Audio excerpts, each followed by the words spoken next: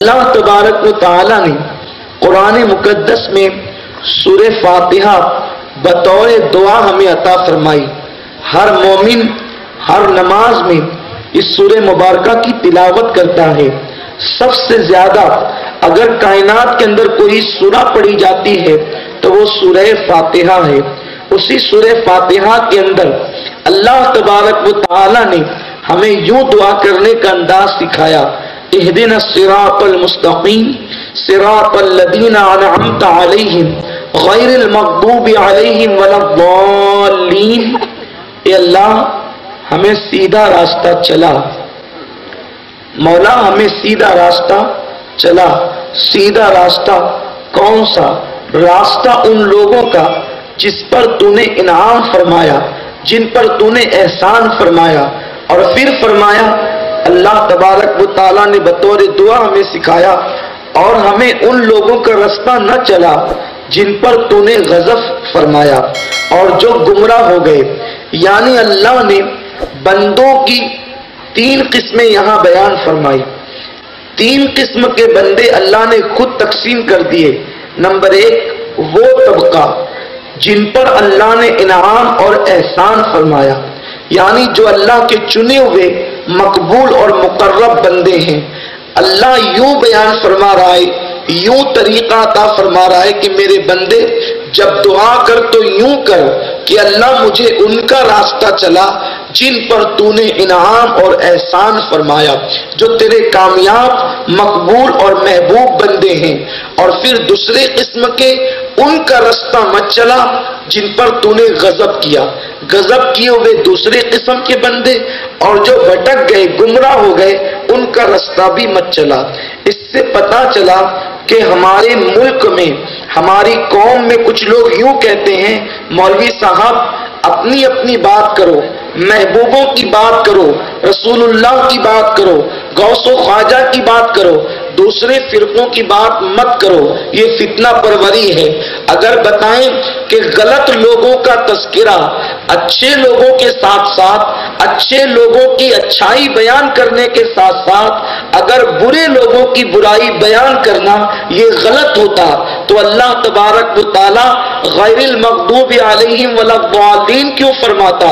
کیونکہ اللہ نے جہاں انعمت علیہم فرمایا، انعام یافتہ بندوں کا ذکر کیا، وہیں پر گمراہوں کا ذکر بھی فرمایا، اور وہیں پر جن پر غضب ہوا ان کا تذکرہ بھی فرمایا، تاکہ پتہ چل جائے کہ ہمیں کہاں جانا ہے کہاں نہیں جانا ہے۔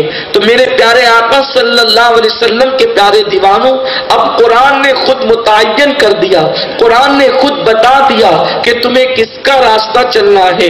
تمہیں صراط مستقیم پر چلنا ہے، تم سیدھے راستے پر چلنا چاہتے ہو تو سیدھا راستہ وہ نہیں جو تمہاری عقل تعین کرے، جو تمہاری عقل کہے وہ سیدھا راستہ صرف نہیں، جس کو تم پسند کرو صرف وہ سیدھا راستہ نہیں، جس کو تم چنو وہ سیدھا راستہ نہیں، مال و دولت کی ریل پل جہاں وہ صرف وہ سیدھا راستہ نہیں۔ سیدھا راستہ وہ ہے جہاں اللہ کے مقبول بندے ہیں، جہاں اللہ کے محبوب بندے ہیں، جہاں نبیین ہیں، جہاں صدیقین ہیں، جہاں شہداء ہیں، جہاں صالحین ہیں، وہی بندوں کا راستہ سیدھا راستہ ہے، صراط مستقیم ہے۔ میرے پیارے آقا صلی اللہ علیہ وسلم کے پیارے دیوانوں، اب سیدھے راستے ہیں، اور سیدھا راستہ کیا ہے؟ اللہ کے پیارے حبیب مصطفیٰ کریم رؤوف الرحیم ہمیں ہمارے اور آپ کے آقا و مولا صلی اللہ علیہ وسلم نے ایک دن اپنے صحابہ سے کہا، آقا کریم صحابہ سے کہتے ہیں، اے میرے صحابہ، بنی اسرائیل میں 72 فرقے ہوئے تھے۔ اللہ کے رسول فرماتے ہیں اپنے صحابہ سے، اے میرے صحابہ، بنی اسرائیل میں 72 فرقے ہوئے تھے، اور میری امت میں 73 فرقے ہو جائیں گے۔ اور آقا فرماتے ہیں 72 جہنم میں جائیں گے، 72 سب کے سب جہنم میں جائیں گے، اور ایک فرقہ جنت میں جائے گا۔ آقا کریم صلی اللہ علیہ وسلم نے فرمایا کلہم فی النار الا ملۃ واحدہ، کہ سب جہنم میں جائیں گے صرف ایک جنت میں جائے گا۔ جب صحابہ کرام نے سنا کہ 72 جو ہے وہ بنی اسرائیل کے فرقے تھے، اور امت محمدیہ میں 73 فرقے ہو جائیں گے، اور اللہ کے غیب داں نبی صلی اللہ علیہ وسلم فرما رہے ہیں کہ سب جہنم میں جائیں گے، صرف ایک جنت میں جائے گا۔ تو جنت میں جانے والا جو فرقہ تھا، صحابہ نے عرض کیا یا رسول اللہ، جو فرقہ جنت میں جائے گا اس کی پہچان کیا ہے، اس کی نشانی کیا ہے، اس کی علامت کیا ہے، ہم کیسے پہچانے کہ وہ جنتی فرقہ کون ہے، وہ حق والا فرقہ کون ہے؟ تو اللہ کے نبی صلی اللہ علیہ وسلم نے بہت مختصر الفاظ میں اس جنتی فرقے کو بیان فرمایا۔ میرے اور آپ کے آقا حضور رحمت عالم صلی اللہ علیہ وسلم فرماتے ہیں ما انا علیہ و اصحابی، کہ میں اور میرے صحابہ جس پر ہیں بس وہی فرقہ جنت میں جائے گا۔ یعنی جس پر میں اور میرے صحابہ ہیں، جو میرے اور میرے صحابہ کے طریق پر ہوگا، جو میرے اور میرے صحابہ کے نقش قدم پر ہوگا، بس وہی فرقہ جنت میں جائے گا۔ میرے پیارے آقا علیہ السلام کے پیارے دیوانوں، اب یہاں پر ہر مسلک کے لوگ یہ حدیث پڑھتے ہیں۔ دنیا کے اندر جتنے فرقے ہیں، شیعہ، دیوبندی، وہابی، سلفی، سنی، سب یہ حدیث پڑھتے ہیں، اور ہر فرقہ یہ کہتا ہے، شیعہ کہتا ہے کہ دیکھو حضور نے فرمایا ایک فرقہ جنت میں جائے گا تو وہ ہم ہے۔ پھر وہابی کہتا ہے کہ حضور نے فرمایا ایک فرقہ جنت میں جائے گا تو وہ ہم ہے۔ سنی کہتے ہیں ایک فرقہ جنت میں جائے گا تو وہ ہم ہے۔ اب جو عوام ہے، نوجوان لڑکے، نوجوان لوگ، کم پڑھے لکھے لوگ، وہ پریشان ہیں، یار حدیث سب پڑھ رہے ہیں، سب کے سروں پہ امامے، سب کے سروں پہ ٹوپیاں، سب کی بغل میں قرآن، سب مسجد والے، سب مدرسے والے، سب حرم والے، لیکن کس کی بات پر ہم اعتماد کریں کہ جنتی کون ہے؟ شیعہ کہہ رہا ہے کہ میں جنتی، وہابی کہہ رہا ہے کہ میں جنتی، غیر مقلد کہہ رہا ہے میں جنتی، تبلیغی کہہ رہا ہے میں جنتی، سنی کہہ رہا ہے میں جنتی۔ کس کی بات مانیں، کس کی طرف جائیں؟ عوام بیچاری پریشان ہے۔ اب اس کے بعد وہابیوں سے پوچھیں، شیعوں سے پوچھیں، غیر مقلدین سے پوچھیں، تبلیغی جماعت سے پوچھیں کہ بھئی تم یہ کہتے ہو کہ ہم جنتی ہیں، تو جنتی ہونے کی آپ کے پاس دلیل کیا ہے؟ تو سب ایک ہی بات کہتے ہیں کہ دیکھو اللہ کے رسول نے فرمایا ما انا علیہ و اصحابی، کہ جو میرے اور میرے صحابہ کے طریقے پر ہے وہ جنتی ہے۔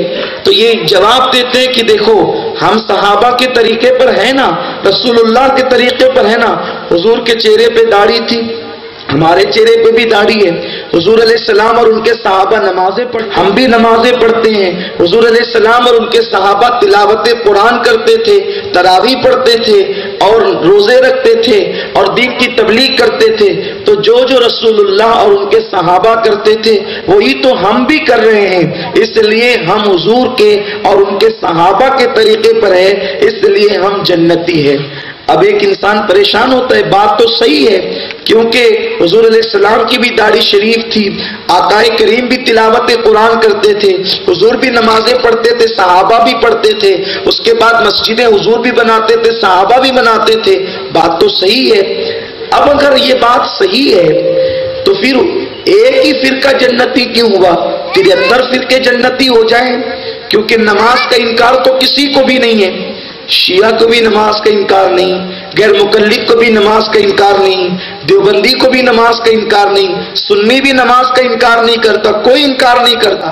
اگر نماز پڑھنا ہی طریقے مصطفیٰ ہے تو پھر سارے فرقے جنتی ہونے چاہیے، پھر 72 جہنم میں کیوں جائے؟ اس کا مطلب پتہ یہ چلا کہ اس حدیث میں ما انا علیہ و اصحابی جو آیا ہے کہ جو میرے اور میرے صحابہ کے طریقے پر ہے وہ جنتی، تو اس سے مراد یہاں عمل نہیں ہے۔ اگر عمل ہوتا تو عمل کے اعتبار سے تو پورے 73 فرقے نبی کے طریقے پر ہیں۔ سب کے یہاں نکاح ہوتا ہے تو خطبہ نکاح پڑھا جاتا ہے، حضور علیہ السلام نے جیسے نکاح پڑھایا ویسی نکاح ہوتا ہے، سب کے یہاں بچے کی پیدائش پہ ختنہ بھی ہوتا ہے، یہ سب عمل ہوتے ہیں۔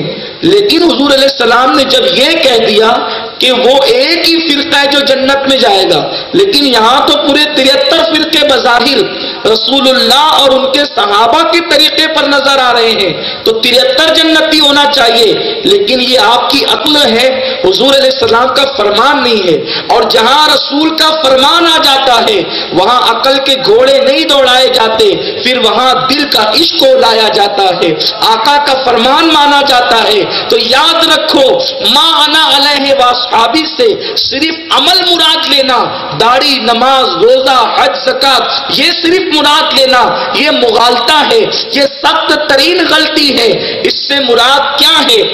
آقا نے فرمایا کہ ایک فرقہ جنتی، اور اس کی پہچان یہ ہے کہ جو میرے اور میرے صحابہ کے طریقے پر ہوگا۔ تو شارحین حدیث اس حدیث کی تشریح میں یہ لکھا کہ اس سے ظاہری عمل صرف مراد نہیں ہے، بلکہ ما انا علیہ واصحابی کا مطلب یہ ہے کہ جس کا عقیدہ میرے اور میرے صحابہ کے عقیدے کے مطابق ہوگا وہ جنت میں جائے گا۔ باقی رہی نماز، تو کوئی فرقہ نہ پیدا ہوا ہے نہ ہو سکتا ہے جو رسول اللہ کی طرح نماز پڑھ سکے، جو صحابہ کی طرح نماز پڑھ سکے، اس لیے کہ نبی کی نماز وہ نماز تھی۔ نبی کی نماز تو کوئی بیان ہی نہیں کر سکتا، جن کی نیند کی شان یہ ہے وہ سو جائے تو معراج منامی، وہ جاگے تو خدا سے ہم کلامی۔ جب نبی کی نیند معراج منامی ہے تو رسول اللہ کی نماز کی شان کا عالم کیا ہوگا؟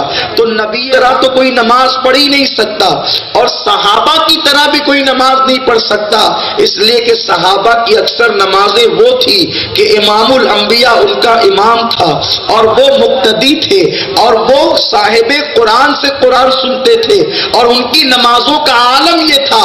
علی مرتضیٰ کے زانوں میں تیر، علی مرتضیٰ کی رانوں میں تیر لگ جاتا ہے اور وہ نماز کی حالت میں کھینچ لیا جاتا ہے اور علی کو خبر تک نہیں ہوتی۔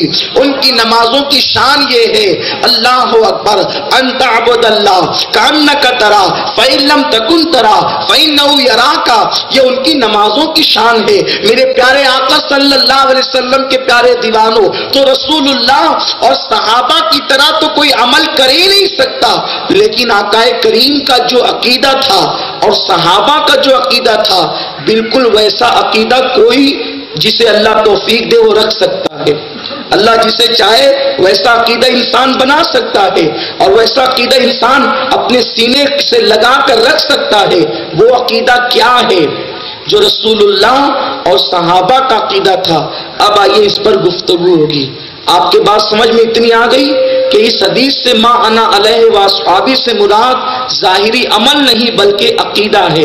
اب عقیدہ جن کا رسول اللہ اور صحابہ کے عقیدے کے مطابق ہوگا وہی فرقہ جنتی ہوگا۔ اور یاد رکھیے، قبر میں کوئی مولوی کوئی ملا نہیں کام آئے گا، میدان محشر میں ماں باپ بھائی بہن کوئی کام نہیں آئے گا، قیامت کے دن تو مصطفیٰ جان رحمت کام آئیں گے۔ تو یہاں دنیا میں کسی کو دیکھ کر کسی سے مرعوب نہیں ہونا، کسی سے چپنا نہیں، کسی سے ڈرنا نہیں، اس لیے کہ عقیدے کے معاملے میں یہ ایمان کا مسئلہ ہے، اس میں ہم کسی کی غلامی نہیں کر سکتے، عقیدے کے معاملے میں ہم سمجھوتا نہیں کر سکتے۔ ہمیں اپنی قبر میں اکیلے جانا ہے اور اللہ کی بارگاہ میں تنہا جواب دینا ہے۔ ایمان سلامت لے جاؤ گے بخش دیے جاؤ گے، اور اگر ایمان نہیں ہوگا تو نبی کا بیٹا بھی کنعان کی شکل میں جہنم میں داخل کیا جائے گا۔ اگر ایمان نہیں ہوگا تو نوح علیہ السلام کی بیوی بھی جہنم میں داخل کی جائے گی، لوط علیہ السلام کی بیوی کو بھی جہنم میں داخل کیا جائے گا، اور اگر ایمان ہوگا تو فرعون کی بیوی بھی جنت میں جائے گی۔ تو اس سے پتہ چلا ایمان کتنی قیمتی شے ہے، ایمان کتنا قیمتی سرمایہ ہے کہ فرعون جیسے کافر ملعون کی بیوی کے پاس اگر ایمان آتا ہے تو وہ جنت میں جاتی ہے، اور نوح علیہ السلام جیسے اولو العزم پیغمبر کی بیوی ایمان سے دور بھاگتی ہے تو وہ جہنم کا ایندھن بن جاتی ہے۔ اس سے پتہ چلا ایمان، جنت کا تعلق کالے گورے سے نہیں، باپ بیٹے سے نہیں، وراثت سے نہیں، خاندان سے نہیں، جنت کا تعلق ایمان سے ہے۔ اس لیے اگر ایمان بچا کر لے جاؤ گے تو تمہارا ٹھکانہ جنت ہوگا۔ آقا کریم فرماتے ہیں اگر جو ذرہ برابر بھی ایمان اپنے سینے میں لے کر کے گیا تو بھی اللہ اس کو جنت عطا فرمائے گا۔ اس لیے ایمان کی فکر کرو، ایمان بچانے کی فکر کرو، اور اپنا عقیدہ رسول اللہ اور صحابہ کے عقیدے کے مطابق رکھو۔ اپنا عقیدہ رسول اور صحابہ کے عقیدے کے مطابق جو ہے وہ ہونا چاہیے۔